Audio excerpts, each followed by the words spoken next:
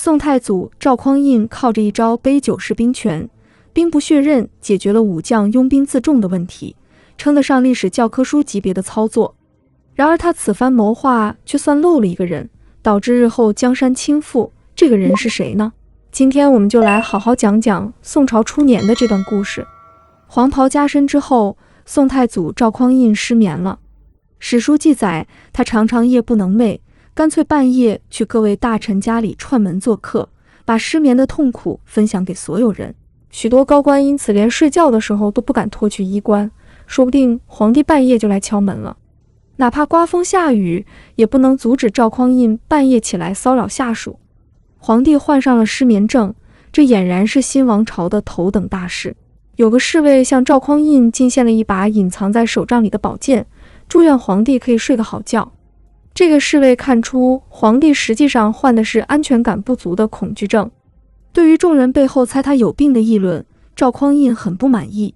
汴京的新宫殿落成后，他直接坐到正殿上，让人把所有门窗都打开。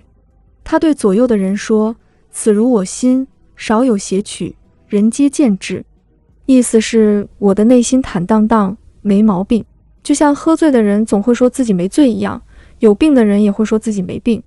赵匡胤病了，是心病。当了2年皇帝，失眠了2年之后，赵匡胤终于公开了他的病因。10载，赵匡胤召集石守信等将领喝酒，喝高了平退左右说：“如果不是有你们帮我，我也不会有今天的好日子。我对你们非常感激，但当皇帝也太难了，还不如当初做个小军阀呢。自从坐上这皇位，我没睡过一天好觉。”石守信等将领都问：“这是为什么呢？”赵匡胤回答：“这不难明白，皇帝这个位置谁不想坐呢？”原来他的失眠是源于对地位不保的恐惧。石守信等人赶紧表忠心，如今天命已定，谁敢有这个野心？赵匡胤说：“你们虽然没有这个心思，但你们麾下如果有人想博富贵，也给你们来个黄袍加身，要怎么办呢？”这句话的意思很明显，他自己的皇位就是黄袍加身来的，当然不想这件事重演一回。将领们一听都涕泣不已，要赵匡胤指条明路。赵匡胤这才悠悠地说：“你们为什么不主动放弃兵权？君臣之间两无猜疑，上下相安，不是很好吗？”随着兵权被成功回收，老狐狸赵匡胤的失眠症、神经衰弱症、恐惧症也渐渐好了。可令赵匡胤没想到的是，他杯酒释兵权时，唯独漏掉了一个人。就是他的这个疏忽，让他壮志未酬身先死，留下一个没能收回燕云16州的大遗恨，被人毒杀篡位了。这个人是谁？为什么会被赵匡胤忽略呢？赵匡胤出生在一个军人家庭，他家往上数几代都是有过官身之人。他出生时正是5代十国朝代更迭，只靠拳头说话之际，所以赵匡胤打小习武，学习兵法，年纪稍大就从军去了。赵匡胤先后投奔富州防御使王彦超、随州刺史董宗本、河东节度使刘崇等人，后来发现郭威有明主之资，便果断投到郭威帐下，当了他的一名亲兵。事实证明他眼光不错，这一次投资经历彻底改变了赵匡胤的命运。郭威建立后周王朝，成了开国之君，赵匡胤的地位也水涨船高，成为执掌禁军的重要将领。2年之后，他又被郭威养子，后来的周世宗柴荣招揽。柴荣继位后，在他身边任职的赵匡胤屡立战功，升任检校太傅、殿前都点检等要职。公元959年，后周朝的皇帝柴荣因病早逝，年仅39岁，皇位传给了他唯一的幼子柴宗训。当时赵匡胤已经是后周禁军的最高统帅。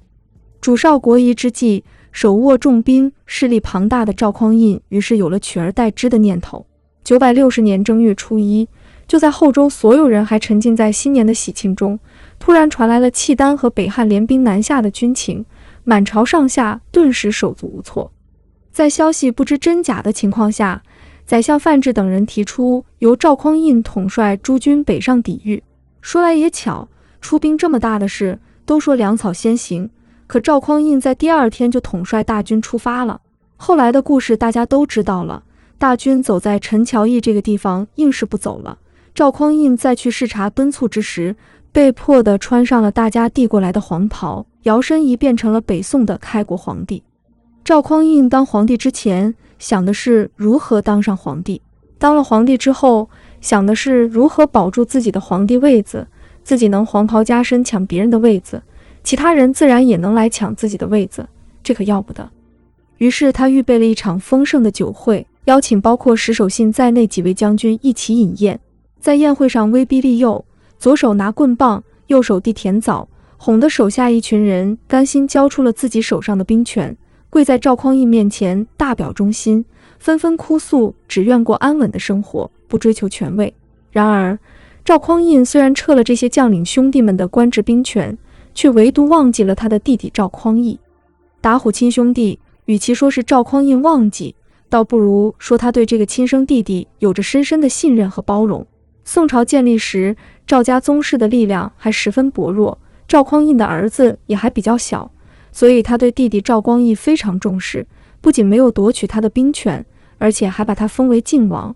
不料就在开宝9年10月20日，刚刚知天命的大宋开国皇帝赵匡胤突然驾崩，消息传出，朝野上下震动不已。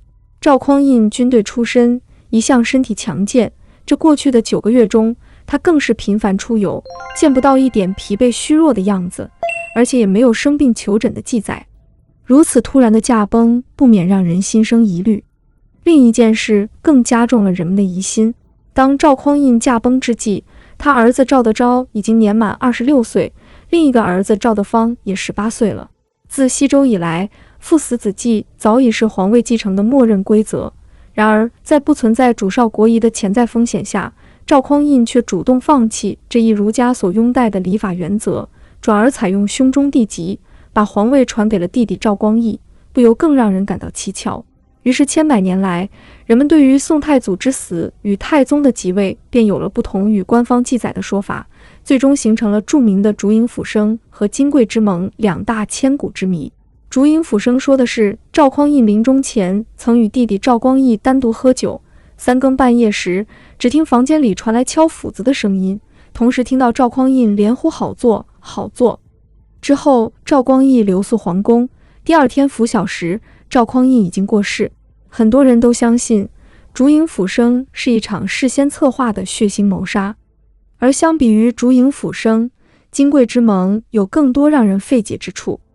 金匮之盟的故事是这样的：公元961年，也就是大宋建国的第2年，赵匡胤的母亲杜太后病重，临终前，他唯一放心不下的便是皇位继承问题。一段对话就此展开。你知道为什么是你得了天下吗？太后如此问道。事后在侧的赵匡胤这时哭得像个孩子，根本说不出完整的话来，但老太后劲头来了，不停地反复询问。这都是因为父亲和你2人积德行善的结果。赵匡胤最后给出了答案。扯淡，老太后说道，只是因为周世宗死得早，留下了孤儿寡母，如果北周有年长的君王，天下哪里还有你的份？所以你100年以后应当传位给你的弟弟。国有长君，方为社稷之福。听到老太太这么说，赵匡胤连忙顿首，一定听从您的教诲。太后随后命令应召而来的赵普在床前写下誓言盟书，并将这份文书放到保险柜金柜中藏好。因为存放在金柜中的缘故，这份文书便被后世称之为金匮之盟。15年后，赵匡胤驾崩，其弟赵光义便依照当年的约定即了皇帝位。这件事被明确记载在《宋史·杜太后传》中，而且在宋人所编著的私人历史中也记录在案。其中最知名的便是司马光的《素水记文》和李涛的《续资治通鉴长编》，虽然具体的细节略有差异，可见在时人看来，这是提案一桩。然而，自上个世纪以来，历史学界却对此事有了不同看法，认为金匮之盟乃是后来的捏造。最大的一点是，老太后凭什么觉得自己儿子会活不长，留下一个没成年的孩子呢？哪有母亲这么咒自家儿子的？总之，虽然宋太宗赵光义的继位真相是千古疑云，至今未有定论，但所有的疑点加起来，足以推断赵光义有很大的谋杀兄长的嫌疑。就算是从当皇帝的角度看，赵光义的本事也比他哥赵匡胤差远了。赵匡胤如若不死，则幽云十六州收复有望，何至于整个华夏文明被游牧民族扼住要害上百年，直到明朝时才解决这个心腹大患？有人可能会问，赵光义是赵匡胤的亲弟弟，都是一家人，算什么改朝换代？其实古人完全不是这么想的。古人有很严格的宗法制，皇位从赵匡胤一脉换到赵光义一脉，就等于改朝换代。我们拿晋武帝司马炎举个例子，按说司马懿死后是想把位置传给自己最争气的大儿子司马师的，奈何司马师早亡，第二代接班人司马攸太小，只能先把位置传给已经成年的司马昭。此时司马昭可以选择的继承人有2个，而且都是他的亲生儿子。一个是司马攸，德才兼备，获得朝野上下一致认可。然而司马攸钱已经过继给了哥哥司马师，按照宗法观念，司马攸虽然是司马昭血缘意义上的亲儿子，却不能算司马昭一脉的人了。司马昭的另一个选择就是后来的晋武帝司马炎。虽然司马炎和司马攸一母同胞，但司马炎处处不如哥哥司马攸。不过由于他才是司马昭名正言顺的嫡长子，所以毫无争议成了皇帝。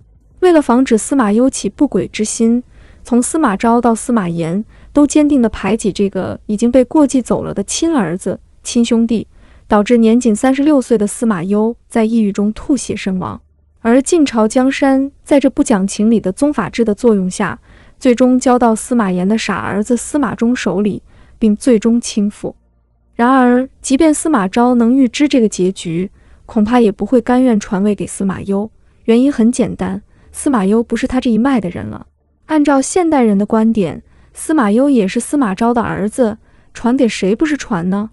但在宗法制下的古人看来，情况完全不是这个样子，血缘完全没有宗法关系来的重要。这也是为什么明朝时朱棣抢了侄子朱允炆的位置，会有这么多忠心耿耿的官员寻死觅活。哪怕朱棣也是朱元璋的儿子，但依旧被世人看作是大逆不道的夺权篡位。今天的故事就讲到这，如果您喜欢的话，可以点个订阅和喜欢，我会努力做出更有价值的节目。